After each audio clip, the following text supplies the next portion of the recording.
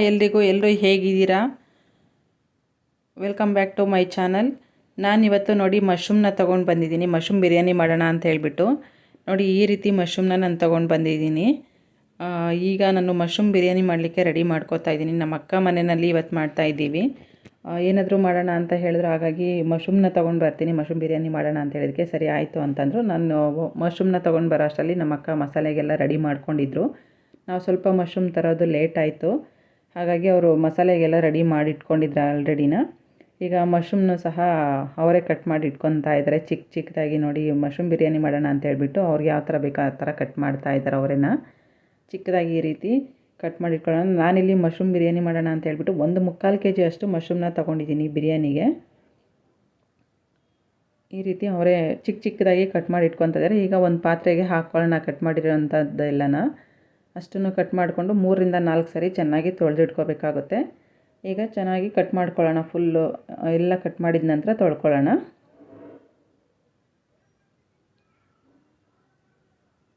ಇನ್ನು ಸ್ವಲ್ಪ ಇದೆ, ಕಟ್ ಮಾಡ್ಕೊತಾ ಇದ್ದಾರೆ ಅದನ್ನು ಸಹ.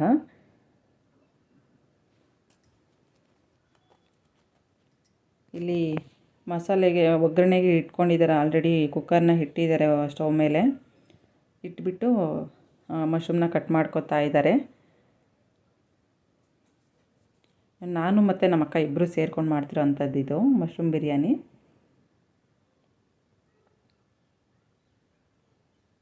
ನಮ್ಮ ಮನೆಯಲ್ಲಿ ನಾನ್ ವೆಜ್ ಇಷ್ಟಪಡೋದಿಲ್ಲ, ಹಾಗಾಗಿ ಜಾಸ್ತಿ ಮಶ್ರೂಮ್ ಅಂದರೆ ತುಂಬ ಇಷ್ಟ. ನನ್ನ ಹಸ್ಬೆಂಡ್ಗಂತೂ ಎಸ್ಪೆಷಲಿ ಅವ್ರಿಗಂತೂ ತುಂಬ ಅಂದರೆ ತುಂಬ ಇಷ್ಟ ಮಶ್ರೂಮ್ ಅಂದರೆ. ಹಾಗಾಗಿ ಅವರು ಯಾವಾಗಲೂ ನಾನ್ ವೆಜ್ಗಿಂತ ಜಾಸ್ತಿ ಮಶ್ರೂಮ್ನ ಪ್ರಿಫರ್ ಮಾಡ್ತಾರೆ. ನಾನ್ ವೆಜ್ ಅಂತ ಅಂದರೆ ಸಾಕು, ನಾನ್ ವೆಜ್ ಬೇಡ ಮಶ್ರೂಮ್ನ ತಿನ್ನೋಣ, ಮಶ್ರೂಮ್ ಬಿರಿಯಾನಿ ಮಾಡೋಣ ಅಂತಾರೆ. ಆ್ಯಕ್ಚುಲಿ ನಾವು ಇವಾಗ ನಾನ್ ವೆಜ್ ತಿನ್ನೋಂಗಿಲ್ಲ, ಹಾಗಾಗಿ ಮನೆಯಲ್ಲಿ ಪೂಜೆ ಮಾಡಿಸಿರೋದ್ರಿಂದ ನಾನ್ ವೆಜ್ ತಿನ್ನೋ ಆಗಿಲ್ಲ. ಸರಿ, ಈಗ ಚಿಕನ್ ಮಟನ್ ಏನು ಮಾಡೋಂಗಿಲ್ವಲ್ಲ, ಹಾಗಾಗಿ ನಾವು ಮಶ್ರೂಮ್ನ ತಂದು ಮಶ್ರೂಮ್ ಬಿರಿಯಾನಿ ಮಾಡ್ತೀವಿ ಅಂತ ಹೇಳ್ಬಿಟ್ಟು ಹೇಳಿದಕ್ಕೆ ಸರಿ ಆಯಿತು ಅಂತಂದರು. ಅವರೇ ಮಶ್ರೂಮ್ನ ತಂದು ಕೊಟ್ಟರು. ಈಗ ನಾನು ಮತ್ತು ಹಸ್ಬೆಂಡ್ ಹೋಗಿ ತೊಗೊಂಡು ಬಂದ್ವಿ. ತೊಗೊಂಡು ಬಂದು ಈಗ ಬಿರಿಯಾನಿಗೆಲ್ಲ ನಮ್ಮ ಅಕ್ಕ ರೆಡಿ ಮಾಡ್ತಾಯಿದ್ದಾರೆ. ಇಬ್ಬರು ಸೇರ್ಕೊಂಡು ಬಿರಿಯಾನಿ ಮಾಡ್ತೀವಿ ಇವಾಗ. ಈಗ ಮಶ್ರೂಮ್ ಕಟ್ ಮಾಡಿದ್ದಾಯಿತು. ಈಗ ನೋಡಿ ಒಂದು ಕುಕ್ಕರ್ನ ಇಟ್ಕೊಂಡು ಅದಕ್ಕೆ ಎಣ್ಣೆನ ಹಾಕ್ಕೊತಾ ಇದ್ದಾರೆ. 1 ಲೋಟದಷ್ಟು ಎಣ್ಣೆನ ಹಾಕ್ಕೊಂಡಿದ್ವಿ. ಎಣ್ಣೆ ಸ್ವಲ್ಪ ಕಾಯ್ಲಿಕ್ಕೆ ಬಿಡಬೇಕು. ಎಣ್ಣೆ ಬಿಸಿ ಆದ ನಂತರ ಅದಕ್ಕೆ ಸ್ಪೈಸಸ್ನ ಆ್ಯಡ್ ಮಾಡ್ಕೊಳ್ಳೋಣ. ಈಗ ಒಂದೊಂದಾಗಿ ಸ್ಪೈಸಸ್ನ ಹಾಕ್ತಾರೆ ನೋಡಿ. ಎಣ್ಣೆ ಕಾದಿದೆ ಅಂತ ಚೆಕ್ ಮಾಡ್ತಿದ್ದಾರೆ. ಎಣ್ಣೆ ಕಾದಿದೆ. ನಮ್ಮ ಅಕ್ಕ ಅವ್ರಿಗೆ ಬಿರಿಯಾನಿ ಮತ್ತು ಪಲಾವ್, ವೆಜಿಟೇಬಲ್ ಪಲಾವ್ ಮಾಡೋದಂದರೆ ತುಂಬ ಇಷ್ಟ. ಅವ್ರಿಗೆ ಸ್ವಲ್ಪ ಸ್ಪೈಸಸ್ನೆಲ್ಲ ಜಾಸ್ತಿನೇ ಹಾಕ್ಕೊಳ್ತಿರ್ತಾರೆ ನೋಡಿ. ಮೊಗ್ಗು, ಹಾಗೆ ಪಲಾವ್ ಎಲೆ ಮತ್ತು ಸ್ಟಾರು,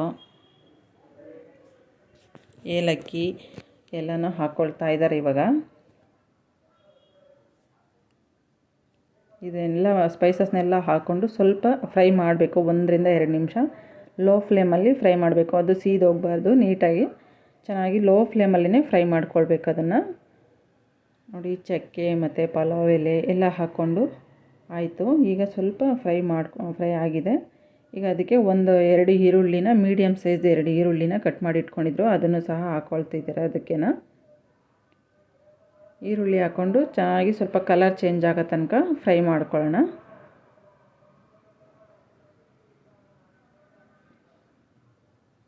ಈಗ ಈರುಳ್ಳಿ ಹಾಕಿ ಆಯಿತು, ಚೆನ್ನಾಗಿ ತಿರುಗಿಸ್ಕೊಳ್ಳೋಣ. ಈಗ ಈರುಳ್ಳಿ ಮತ್ತು ಸ್ಪೈಸಸ್ ಎಲ್ಲ ಚೆನ್ನಾಗಿ ಫ್ರೈ ಆಗಬೇಕು. ಸ್ವಲ್ಪ ಫ್ರೈ ಆದ ನಂತರ ಟೊಮೆಟೊನೂ ಸಹ ಸೇರಿಸ್ಕೊಳ್ಳೋಣ. ಈಗ ಈರುಳ್ಳಿನ ಚೆನ್ನಾಗಿ ಮಿಕ್ಸ್ ಮಾಡಿಕೊಂಡು ಫ್ರೈ ಮಾಡ್ಕೊಳ್ಳೋಣ.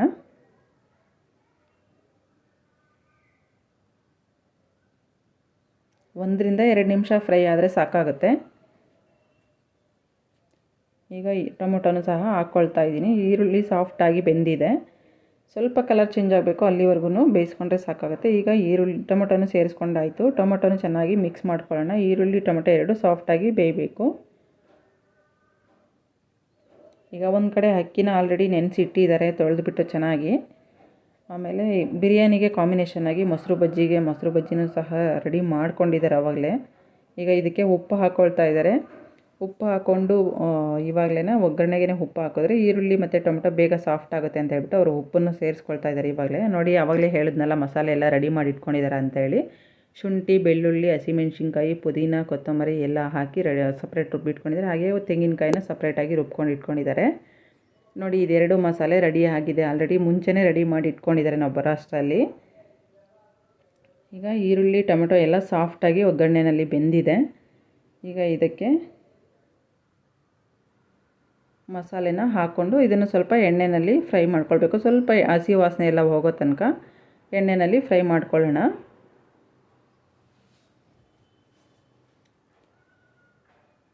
ನೋಡಿ ಇವರಂತೂ ಸ್ವಲ್ಪ ಪುದೀನ ಕೊತ್ತಂಬರಿ ಅದೆಲ್ಲ ಅಂತ ಸ್ವಲ್ಪ ಗ್ರೀನಾಗೆ ಬರಬೇಕು. ಬಿರಿಯಾನಿ ಪಲಾವ್ ಏನೇ ಮಾಡಿದ್ರೂ ಅವರಿಗೆ ಕಲರ್ ಗ್ರೀನಾಗೇ ಇರಬೇಕು. ಹಾಗಾಗಿ ನೋಡಿ ಜಾಸ್ತಿನೇ ಹಾಕ್ಕೊಂಡು ಚೆನ್ನಾಗಿ ಗ್ರೀನ್ ಕಲರ್ ಬಂದಿದೆ. ಆ ರೀತಿಯಾಗಿ ಮಸಾಲೆನ ರುಬ್ಕೊಂಡು ರೆಡಿ ಮಾಡಿ ಇಟ್ಕೊಂಡಿದ್ದಾರೆ. ಈಗ ಅದನ್ನು ಹಾಕ್ಕೊಂಡು ಚೆನ್ನಾಗಿ ಎಣ್ಣೆ ಬಿಡೋ ತನಕ ಫ್ರೈ ಮಾಡ್ಕೊತಾ ಇದ್ದಾರೆ. ಫ್ರೈ ಮಾಡ್ಕೊಂಡು ಅದಕ್ಕೆ ಸ್ವಲ್ಪ ನೀರನ್ನು ಹಾಕಿಬಿಟ್ಟು ಕುದಿಸ್ಕೊತಾ ಇದ್ದಾರೆ. ಒಂದು ಕುದಿ ಬಂದಿದೆ. ಈಗ ನೋಡಿ ಮೊಸರು ಬಜ್ಜಿನ ಸಹ ರೆಡಿ ಮಾಡಿ ಇಟ್ಟಿದ್ದಾರೆ ಆಲ್ರೆಡಿನ. ನೀಟಾಗಿ ಗಟ್ಟಿಯಾಗಿ ಅವ್ರಿಗೆ ನೀರನ್ನು ಮಿಕ್ಸ್ ಮಾಡ್ಕೊಳ್ಳೋದಿಲ್ಲ, ಗಟ್ಟಿಯಾಗಿರಬೇಕು ಅಂತ. ಹಾಗೆ ಈಗ ಅದಕ್ಕೆ ಮಶ್ರೂಮ್ನ ಸಹ ಸೇರಿಸ್ಕೊಂಡಿದ್ದಾರೆ. ಆವಾಗಲೇ ಎಣ್ಣೆಗೆ ಹಾಕಬೇಕಿತ್ತು, ನಾವು ಬಂದಿದ್ದು ಸ್ವಲ್ಪ ಲೇಟ್ ಆಯಿತು. ಹಾಗಾಗಿ ಅದನ್ನೆಲ್ಲ ಹಚ್ಕೊಂಡು ತೊಳೆದು ಹಾಕೊಳ್ಳೋ ಅಷ್ಟರಲ್ಲಿ ಸ್ವಲ್ಪ ಲೇಟ್ ಆಯಿತು. ಹಾಗಾಗಿ ಮಶ್ರೂಮ್ನ ನೀರು ಹಾಕಿದ ಮೇಲೇ ಹಾಕಿದ್ದಾರೆ. ಈಗ ಮಶ್ರೂಮ್ ಸ್ವಲ್ಪ ನೀರು ಬಿಟ್ಕೊಳ್ಳೋ ತನಕ ಚೆನ್ನಾಗಿ ಕುದಿಸ್ಕೊಳ್ಬೇಕು. ಹಾಗೆ ಈಗ ಒಂದು ಅರ್ಧದಷ್ಟು ನಿಂಬೆಹಣ್ಣನ್ನು ರಸ ತಗೊಂಡು ಈ ರೀತಿ ಹಾಕ್ಕೊಳ್ಬೇಕು. ಯಾಕಂದರೆ ಅನ್ನ ಉದುರುದ್ರಾಗಿ ಚೆನ್ನಾಗಿ ಬರುತ್ತೆ, ಬಿರಿಯಾನಿ ತುಂಬ ಟೇಸ್ಟಿಯಾಗಿ ಬರುತ್ತೆ. ನೋಡಿ ಈಗ ಮಶ್ರೂಮ್ ಹಾಕಿದ ಮೇಲೆ ಇದು ಸಹ ಒಂದು ಕುದಿ ಬಂದಿದೆ. ಈಗ ಒಂದು ಕುದಿ ಬಂದಮೇಲೆ ನಾವು ತೊಳೆದು ನೆನೆಸಿಟ್ಟಿರೋಂಥ ಅಕ್ಕಿನ ಹಾಕ್ಕೊಳ್ಬೇಕಾಗುತ್ತೆ. ನೋಡಿ ಅಕ್ಕಿನೂ ಸಹ ಚೆನ್ನಾಗಿ ನೆಂದಿದೆ, ತುಂಬ ಕೈ ಆಡಿಸ್ಬಾರ್ದು. ಈಗ ನೆಂದಿರೋದ್ರಿಂದ ಜಾಸ್ತಿ ಪೀಸ್ ಆಗೋಗ್ಬಿಡುತ್ತೆ ಅಕ್ಕಿ. ಆವಾಗಲೇ ತೊಳೆದು ಚೆನ್ನಾಗಿ ನೆನೆಸಿಟ್ಟಿರೋದ್ರಿಂದ ಜಸ್ಟ್ ಈಗ ಹಾಗೆ ತೊಗೊಂಡು ಅಕ್ಕಿನ ಸಹ ಸೇರಿಸ್ಕೊಳ್ತಾ ಇದ್ದೀನಿ. ಅಕ್ಕಿ ಎಲ್ಲ ಸೇರಿಸ್ಕೊಂಡು ಒಂದೇ ಒಂದು ಸಲ ಸಿಂಪಲಾಗಿ ಈ ರೀತಿ ಕೈ ಆಡಿಸ್ಕೊಂಡ್ಬಿಟ್ಟು ಬಿಟ್ಟರೆ ಸಾಕಾಗುತ್ತೆ. ಈಗ ನೆನೆಸಿರೋ ಅಂಥ ಅಕ್ಕಿನ ಎಲ್ಲನೂ ಸೇರಿಸ್ಕೊಳ್ತಾ ಇದ್ದೀನಿ.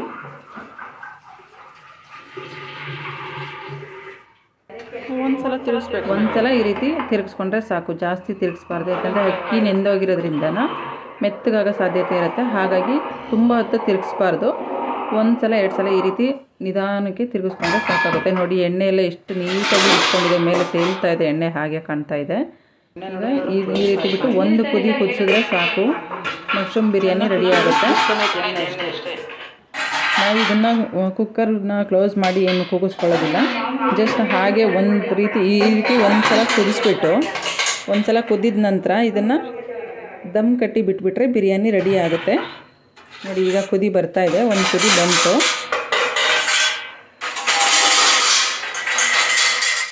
ಒಂದು ಕುದಿ ಆಗಿದೆ. ನೋಡಿ ಈ ಬಿರಿಯಾನಿ ಎಷ್ಟು ಚೆನ್ನಾಗಿ ಬಂದಿದೆ, ಉದ್ರಾಗಿ ಎಷ್ಟು ನೀಟಾಗಿ ರೆಡಿಯಾಗಿದೆ. ಈಗ ಅವರೇ ಸರ್ವ್ ಮಾಡ್ತಿದ್ದಾರೆ ನಮ್ಮ ಅಕ್ಕನೇನ. ಬಿರಿಯಾನಿ ಮೊಸರು ಬಜ್ಜಿ ಜೊತೆ ಒಳ್ಳೆ ಕಾಂಬಿನೇಷನ್ ಸಕ್ಕತ್ತಾಗಿದೆ. ನೋಡಿ ಮಶ್ರೂಮ್ ಬಿರಿಯಾನಿ ರೆಡಿಯಾಗಿದೆ, ಎಷ್ಟು ಚೆನ್ನಾಗಿ ಬಂದಿದೆ. ಜಸ್ಟ್ ಒಂದು ಕುದಿ ಬಂದಮೇಲೆ ದಮ್ ಕಟ್ಟಿ ಬಿಟ್ಟರೆ ಸಾಕು, ಬಿರಿಯಾನಿ ರೆಡಿಯಾಗಿ ಆಗಿಬಿಡುತ್ತೆ. ನೋಡಿ 1.25 kg ಅಷ್ಟು ಮಶ್ರೂಮ್ನ ಹಾಕಿ ಬಿರಿಯಾನಿ ಮಾಡಿದ್ದಾರೆ, ರೆಡಿಯಾಗಿದೆ ಬಿರಿಯಾನಿ. ಈಗ ನಮ್ಮ ಅಕ್ಕನ ಮಗಳಂತೂ ತುಂಬಾ ಮಶ್ರೂಮ್ ಅಂತ ಕೇಳ್ತಿರ್ತಾಳೆ ಅವಳು. ಯಾವಾಗ್ಲೂ ಮಶ್ರೂಮ್ ಕಬಾಬ್ ಬೇಕು ಅಂತ ಅಂದು. ಕಬಾಬ್ ಮಾಡಲಿಕ್ಕೆ ಮೊಟ್ಟೆ ಹಾಕಬೇಕು, ಹಾಗಾಗಿ ನಾವು ಇವತ್ತು ಕಬಾಬ್ ಮಾಡೋದು ಬೇಡ ಅಂಥೇಳಿ ಬರೀ ಬಿರಿಯಾನಿ ಮಾತ್ರ ಮಾಡಿದೆ. ನೋಡಿ ಮೊಸರು ಬಜ್ಜಿ ಬಿರಿಯಾನಿ ಜೊತೆ ಒಳ್ಳೆ ಕಾಂಬಿನೇಷನ್ ಸಕ್ಕತ್ತಾಗಿದೆ.